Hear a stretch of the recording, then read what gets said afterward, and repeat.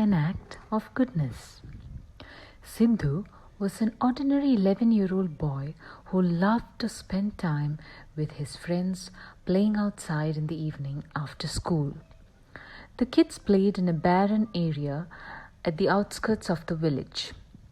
They had a group playing football on one end, cricket on the other end, and badminton on one side, and a few kids painting and coloring on the worn-out steps at the end under the giant mango tree.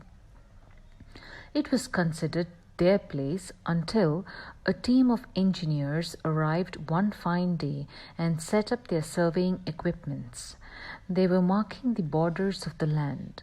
The kids, as usual, after school, ran to the ground to find it surrounded with a temporary fence. "What are they doing?" one of the kids asked. "I don't know," said Sidhu. "Let me find out." He went closer to the fence and asked one of the men working, "Uncle, what are you doing in our playground?" Those innocent eyes looking for an answer. "Your playground," he said in a mocking tone. "There is going to be a mall right there in 2 years' time." Sidhu was heartbroken, and so were his friends when he shared the news.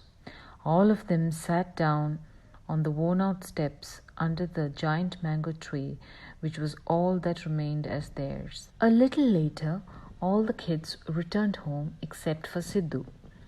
He sat on those steps looking up at the giant tree for some time.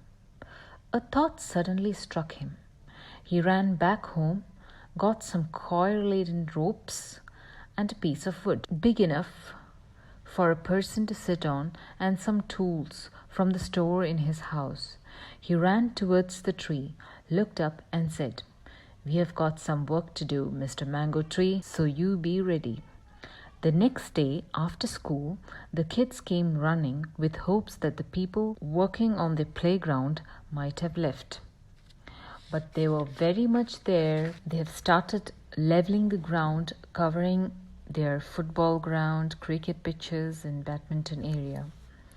The kids went over to the mango tree and were happy to see a swing hanging from the tree. They took turns on the swing, swinging to see who could reach the farthest from ground and who was brave enough to run all the way under the swing as it went up high. Sidhu sat aside watching them enjoy swinging.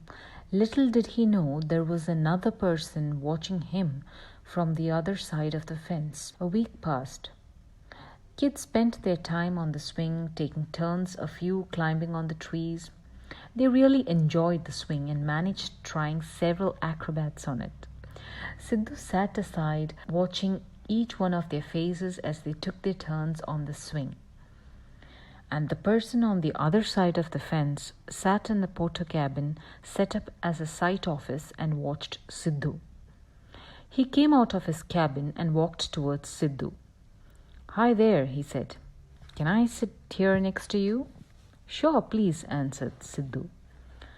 "I saw you put up that swing the other day," he said, "but I never saw you swinging on it. Why is it so?"